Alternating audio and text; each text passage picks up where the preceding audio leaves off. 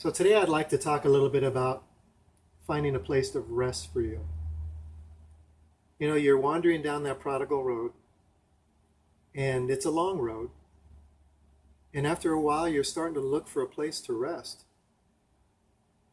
You've been hounded all the way down by unbelief. And obviously, unbelief is working. Otherwise, you would have turned around and went back home. And as you're wandering down that road, you see this pig pen down at the end that's starting to look pretty comfortable. And you ask yourself, is that where I'm supposed to stand? Is that where I end up? In Hebrews 3:10 it says this, "Wherefore I was grieved with this generation, and said, they always err in their heart. They have not known my ways." Why was God grieved with them? They weren't willing to follow his instruction. He was trying to lead them through a maze. Life is a maze, and you need his instruction to get to the place of rest. It's sort of like that guy that doesn't want to pull over and get directions because he's too embarrassed in front of his wife to look like he's not knowing what he's doing. So he just wings it. And he ends up on some pretty bumpy, rocky roads going nowhere. See, God is speaking of the kind of rest of obedience to him. It is the Christian life. God wants you to be obedient because he wants you to be where he instructs you to be, so you can receive all that he wants you to have. When the children of Israel were freed from slavery, they sang songs to God, how great he is. But you know, they never got to enter that promised land, that place of rest. Instead, they wandered in the desert for 40 years, and then they died. The rest that they were waiting for was in the promised land. You know, they never got to enter that. They went through a whole life of a walk with God and didn't get to enter rest. I hope that's not what you're headed for. So in verse 11, it goes on to say, "So I swore in my wrath that they shall not enter my rest." God becomes angry. The more you wander and don't listen to him, he swears that you will never find that rest. See, they were not obedient to God, so he's refusing to give them rest.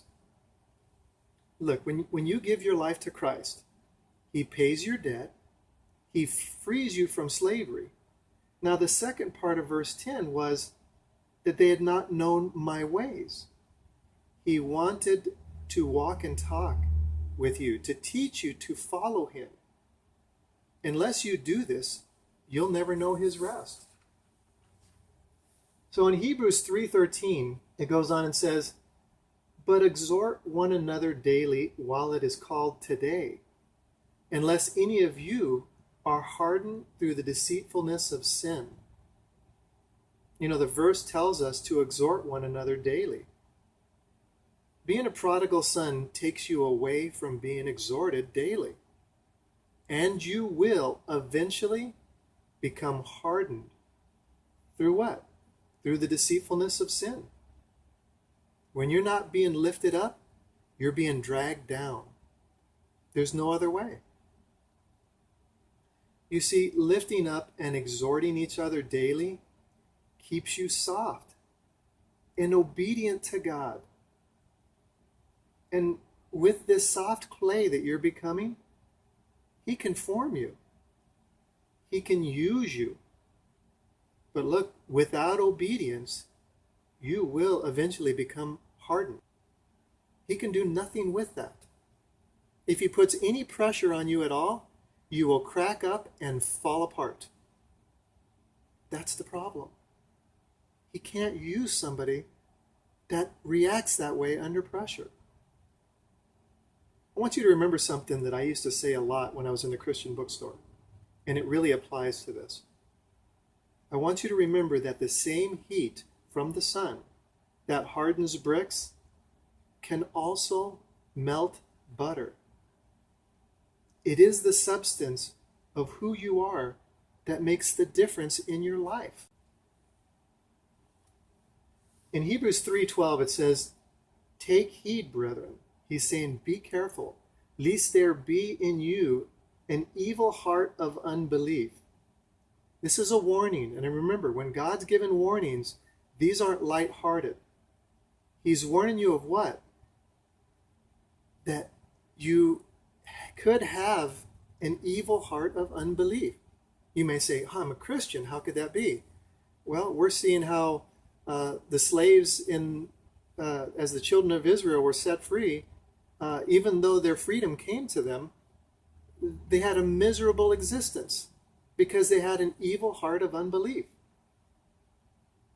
See, now follow this. In verse 10 it says that they always erred in their hearts. Okay, they always erred in their hearts. They made these mistakes over and over. What mistakes? Unbelief. Always, over and over, not believing God, not believing he can get them through this space, not believe that God can feed them wherever they are, not believing that God can love them where he's placed them. They constantly erred in their life. And in verse 12 it says, here, don't allow an evil heart of unbelief to be in you. See, it goes on to say in this verse, in departing from the living God. What happens when that evil heart of unbelief is allowed to exist? It separates you from God, from the love of God, because you're not believing him. How could you feel his love or express love to him if you're saying, I like your words, but I'm really not believing that you're going to do this for me? You have to be careful that you don't allow this mindset to stay in your heart. This constant vacillation between trusting God and not trusting him. God calls that unbelief an evil heart. See, an unbelieving heart is evil. God says that it will separate you from him. Now remember this. God didn't separate himself from you. Your unbelief separates you from him. This was your action. God didn't stop doing the things he promised he was going to do. You allowed unbelief to sink in and to convince you, and that's why God calls it evil. Convince you that God isn't going to fulfill his promises. See, the children of Israel, after being set free, they fell into a trap. They didn't believe God could still be with them. In this miserable place? Really? God's still with me? In a wilderness? Are you kidding me? No food? No water? God, I'm not even familiar with this place. And you're telling me you're with me? I feel lost. So what did they lose for having hearts of unbelief? They lost their place of rest. They never entered the promised land. I said, whatever hardens brick is the same heat that melts butter. And so I'm asking you, what is your substance? Are you melting to the love of God? Are you sweet inside? Are you like butter over this hardship that you've just experienced? Or are you sitting in a corner right now, hardened, that you can't believe that God allowed this to come to you? If you're a prodigal son, then you're not really knowing God's ways. And guess what? You're grieving him. This means you will not enter his rest on that road that you're on. We're often asked by loved ones after we're faced with troubles, how do you feel? And I look back at my answer when someone says that to me, and my answer has been, I don't have the luxury of unbelief because I want to keep my rest. Have you reached out for that luxury? Is that why you're not resting? Do you find unbelief a comfortable place to land? I know I couldn't afford it. Hebrews 4:1 says this, let us fear that a promise of rest that was left for us that any of you will not enter it. He's saying you should be very fearful. If God has went to the trouble to promise you a place where you can have rest, no matter how hard the space is that you're in, and I don't know where you're at right now, but I don't know if you can compare to people being dragged from their land to the middle of a barren desert with the scorching sun and their children crying behind them, with a few cattle and not knowing where they're going. This was a scary space for these people. And yet they continue to follow God and walk forward. I think their problem was that they complained the whole trip. Is that what's happening to your life? Are you going down a road that is causing you to complain the whole trip and wondering why you're getting no rest? God warns you. He says you should fear the fact that I have made a place for rest, and you will not enter it. We should fear this because if you're not getting his rest, you know what's going to happen? You're going to slide down that muddy road and you're going to end up in that pig pen. Listen, you can't stay there any longer. I don't know if you're on your way down there and you see that pig pen but you haven't entered it yet. You got to turn around right now.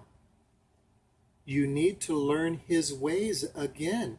You need to walk and talk with him and get instruction again and become obedient to that instruction. And you will enter his rest. You know, this is food that I've provided to my family for many years. I now want to provide this to you. I hope you're sharing it with a friend. If you like it, I'll share more. Thank you for listening, and God bless you.